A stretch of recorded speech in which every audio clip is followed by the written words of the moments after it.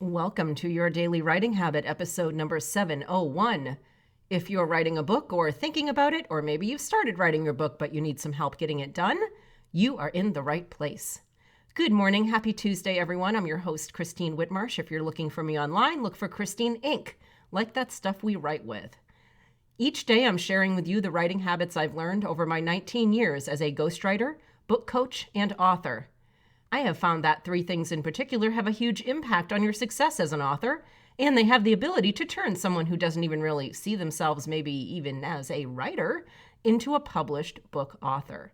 Those three things are writing fundamentals, productivity, and mindset habits. Here's today's quote. "Show the readers everything, tell them nothing." Ernest Hemingway. And once again, good morning, everyone. Today I want to share one of my my behind the scenes book coaching secrets. And they're all in the area of writing fundamentals. So one of the roles I play when someone hires me as their book coach is as simultaneous developmental editor of their manuscript, reviewing and marking it up with feedback as they write it, doing all those good editor things, usually from anywhere from 10 to 50,000 foot vantage point, I would say, depending on what's happening in the manuscript. And I will admit I have a lot of fun in this role, and not because I'm a big editor meanie with a red pen, but because the majority of my book coaching clients have never written a book before. And that's very exciting for me to take them through that process. So these markups I do in their manuscripts are really where I do get to turn non-authors into published ones, as I'm always saying at the top of the show today. Through my detailed feedback on things like flow and sequencing of ideas, writing patterns and habits, clarity issues, and yes, all the little grammar things, I get to teach people how to write a book. And I get to do it in a relatively short period of time, so that's very exciting for me. I think I have the natural teaching gene. I was a Sunday school teacher and a CPR teacher, so now I get to teach writing, so it's pretty exciting. So what's the secret that I'm sharing today? Well, it's about all those comment boxes I leave throughout my clients' manuscripts. The ones that they are so used to seeing in their chapter drafts. The ones that are listening now are probably laughing. They know all about what I'm talking about here.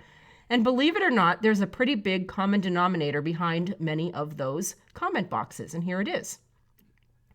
I am constantly on the lookout for anything that will pull the reader out of the book reading experience. Which sounds pretty simple, right? Well, it is if you know what you're looking for and you're also able to play editor and reader at the same time. But I have identified three things to share with you today that take me as the reader/editor out of the reading experience. So three things to look for in your own manuscripts. Number one, constantly changing tenses. And now, without going into a grammar diatribe about when it's okay to change tense and when it's not, let me just say this. One of the easiest ways to pull me out of a reading experience is to be constantly jerking the camera angle around. I, you, we, us.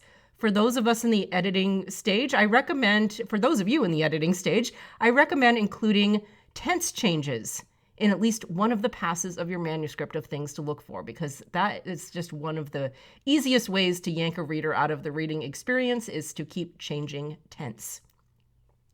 Number two, run-on sentences / muddy phrasing. I kind of put that together because they have the same kind of mental impact on me.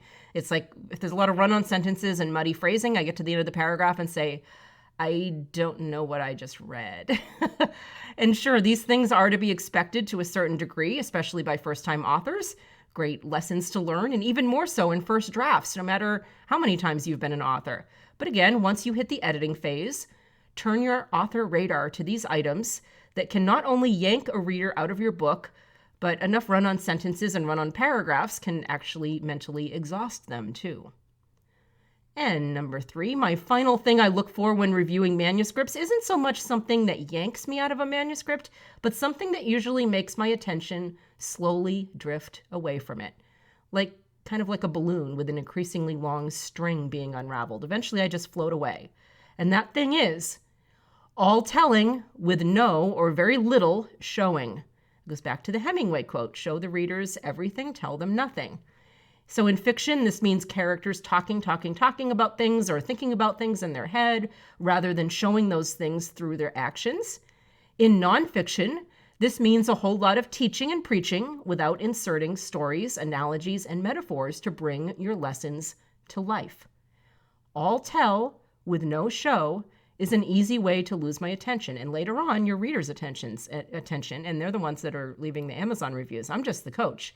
So do it with me so you don't do it later on with your readers and get the lower reviews. So I hope these help you keep your readers' attention on your book, your amazing, awesome book, because I know most people's books are, there's really good stuff in there. So I would hate to see you do these kind of like, in the scheme of things, these are really silly little things that are very easily correctable, very easily preventable. So do everything you can to keep your readers, keep their attention glued to your book. So I will go ahead and drop a link in the show notes today that has more information about my coaching program, since I did mention that today.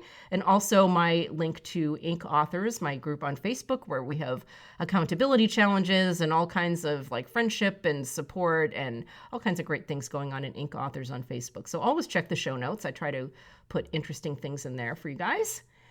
And what was the other thing I was going to say? Oh, tomorrow's episode. Please tune in tomorrow. Super, super special episode tomorrow. We have an interview episode with one of my favorite authors, Patricia Chadwick. She wrote a memoir several years ago called Little Sister.